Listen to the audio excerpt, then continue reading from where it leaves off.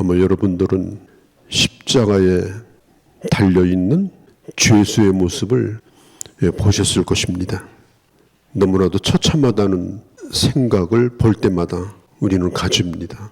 그게 그림이 아니라 실제로 내 눈앞에서 한 사람이 그렇게 다 벗겨지고 온몸에 채찍을 맞고 거기에 매달려 있는 것을 아마 차마 눈을 뜨고 볼 수 있는 그런 사람은 많지 않을 것입니다.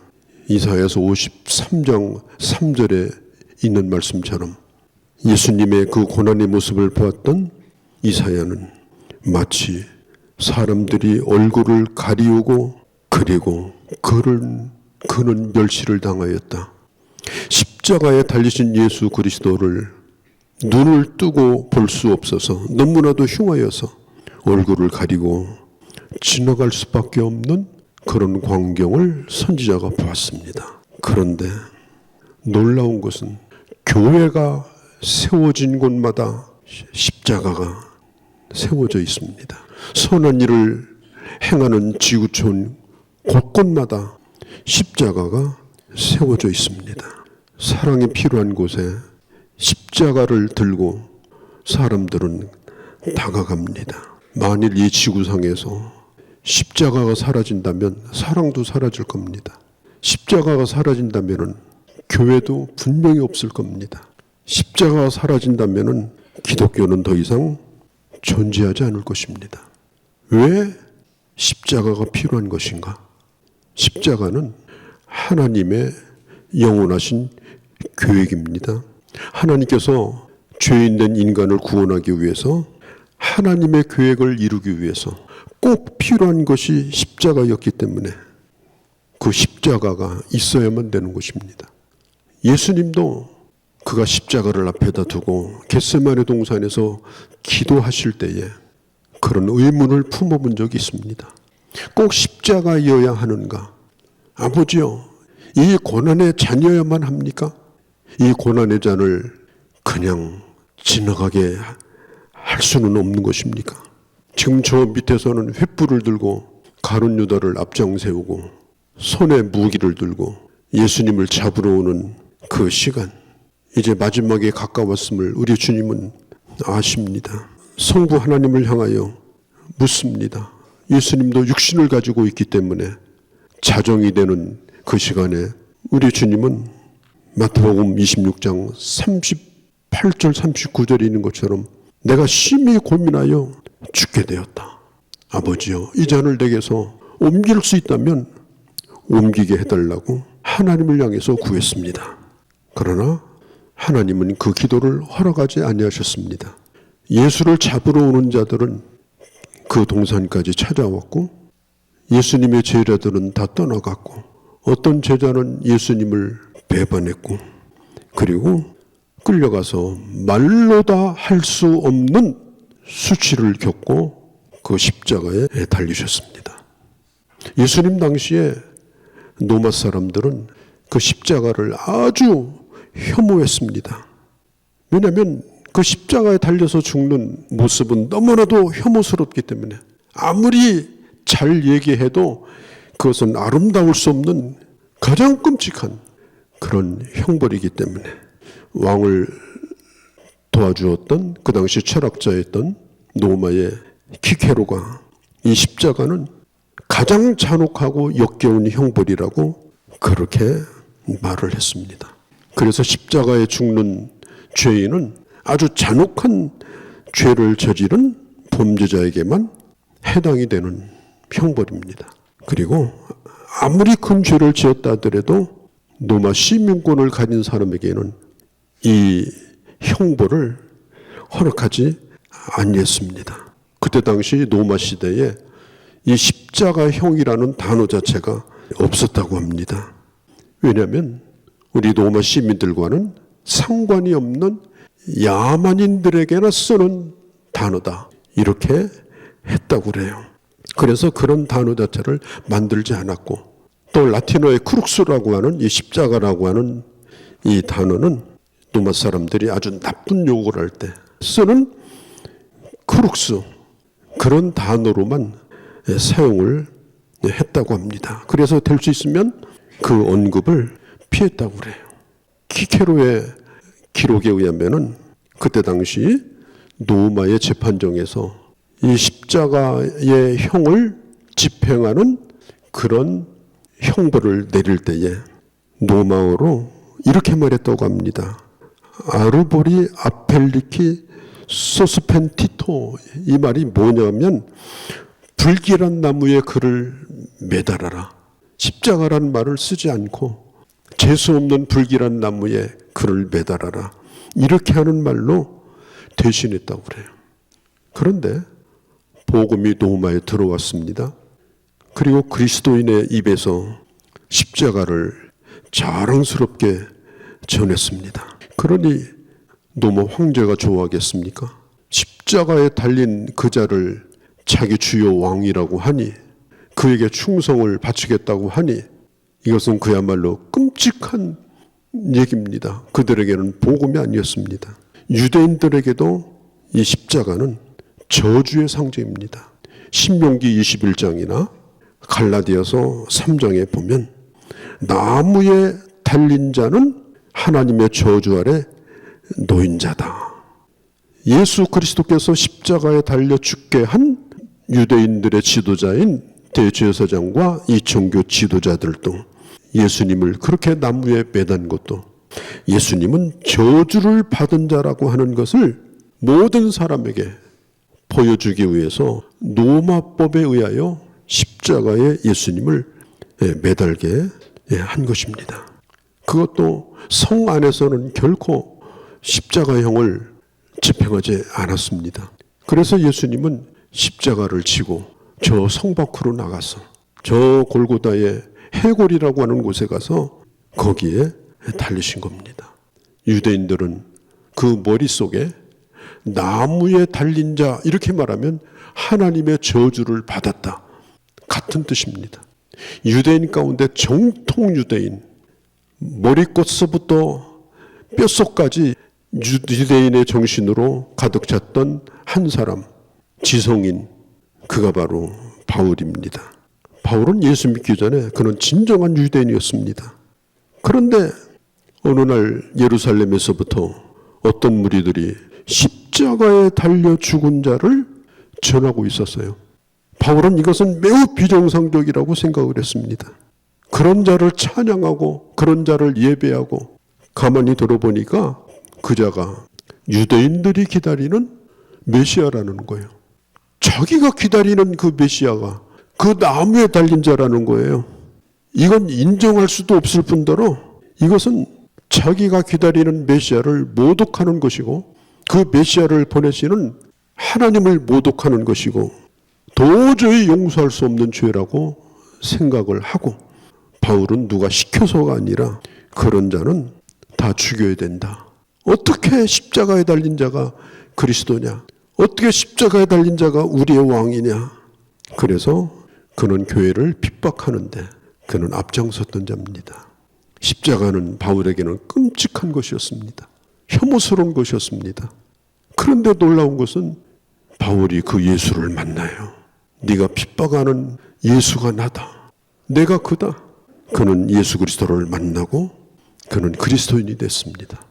그는 하나님의 사람이 됐습니다. 사도 바울은 그가 그리스도인이요 사도가 된 다음에 그는 여러 편의 편지를 썼어요. 특별히 고린도전서를 읽어보면 고린도전서 1장 23절에 그는 이런 말을 합니다. 십자가는 유대인에게는 꺼리끼는 것이지만 로마 사람에게는 야만적인 것이지만 그러나 구원을 얻은 우리에게는 하나님의 지혜요, 그리고 우리를 구원하는 하나님의 능력이 십자가다. 어떤 사람에게는 십자가가 꺼리끼는 것이지만 우리에게는 이 십자가가 자랑이다. 모든 사람이 다 십자가를 부끄러워했습니다. 오늘 같은 시대가 아닙니다. 십자가를 말하는 사람도 야만인입니다. 그렇지만 예수 믿는 사람은 누구도 십자가를 부끄러워하지 않았습니다. 십자가를 감추지 않았습니다. 왜냐하면 그 십자가의 의미를 알기 때문에, 왜 그 십자가가 거기에 있어야 되는지를 알기 때문에, 그분이 왜 거기에 달려 있어야 되는지를 알기 때문에 사도 베드로가 보낸 첫 번째 편지에서 베드로전서 2장 24절에 그는 이렇게 말합니다. 친히 나무에 달려 그 몸으로 우리의 죄를 담당하셨다. 예수 그리스도가 왜 거기에 달려 있느냐? 내가 받을 저주를 대신하여 주님이 거기에 달려 있음을 믿기 때문에 내가 그리스도를 위해서 당하는 고난은 부끄러운 것이 아니고 자랑스러운 것이고 고난 자체가 나에게는 영광이라고 베드로는 말했습니다. 갈라디아서 3장 13절에 사도 바울은 그리스도께서 우리를 위해서 저주받은 바 되사 율법의 저주에서 우리를 속량 즉 건져주셨으니 나무에 달린 자마다 저주 아래 있는 자라 하였습니다. 왜 그가 거기에 달려 있는가? 율법으로 죄의 저주를 받을 나를 대신해서 그가 거기에 달리셨다라고 말합니다. 십자가는 우리가 죄 앞에 얼마나 무력한 자인 것을 가르쳐 줍니다. 누구든지 십자가에 달리면 내려올 수가 없습니다. 누구든지 십자가에 달리면 거기서 누구도 구원할 자가 없습니다. 그게 죄인된 인간의 모습입니다. 그게 죄인된 인간이 받아야 될 저주입니다. 우리는 십자가를 바라보면서 인간의 지푸라기 같은 행위가 나 자신을 구원할 수 없다는 사실을 분명하게 깨닫게 됩니다. 기독교는 다른 종교와 다릅니다. 다른 종교는 인간의 신에게 찾아가기 위해서 최선을 다합니다. 공을 들이고 정성을 들이고 할 수 있는 일을 다 해보고 그게 세상의 종교입니다. 그러나 기독교는 하나님이 할 수 있는 일을 다 하신 종교입니다. 그 아들을 버리셨으니까 무슨 일을 더 하겠습니까? 그 아들을 십자가에 매달았으니까 하나님이 뭘 또 하셔야 됩니까? 하나님이 하실 수 있는 최선의 희생을 통해서 인간으로 하여금 스스로 하나님께 올 수 없는 그 길을 열어놓으시고 그리고 우리로 하여금 그 십자가를 바라보게 하시는 것입니다.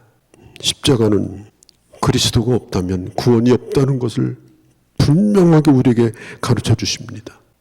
그 무시무시한 그 십자가가 왜 있어야 되는가?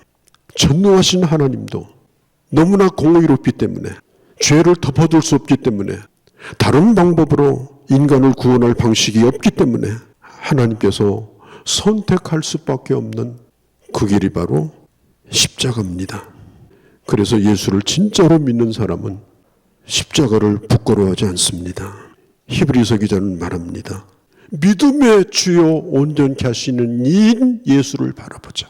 그는 자기 앞에 있는 그 십자가를 참으사 부끄러움을 개의치 아니하시더니 예수 그리스도는 우리를 구원하기 위해서 자기 앞에 있는 그 십자가를 부끄러워하지 아니하시고 개의치 아니하셨기 때문에 우리가 예수 그리스도를 따라가는 그 길을 부끄러워해서는 안 된다. 내가 십자가를 지고 가는 것을 부끄러워해서는 안 된다. 예수 그리스도께서 그렇게 죽으시고 하나님 보좌에 앉으신 것처럼 또한 우리도 그런 은혜로 우리를 보상하여 주실 것이다. 성경은 분명히 말합니다. 우리는 주님 앞에 이제 응답해야 될 시간이 온 거예요. 여러분들에게는 십자가가 뭡니까? 십자가가 여러분들하고 무슨 상관이 있습니까? 거기에 달리신 예수 그리스도가 혐오스러운 것입니까? 아니면 자랑스러운 것입니까? 그냥 감상에 빠져서 그런 것이 아니고 내가 인격적으로 내 삶을 걸고 그 십자가 앞에서 나는 어떤 태도로 그 십자가를 대할 것이며 나는 내 인생을 살겠는가? 성부 하나님께서는 심지어 그 아들도 구원하지 않았습니다. 왜냐? 나를 향하신 하나님의 뜻을 이루시기 위해서.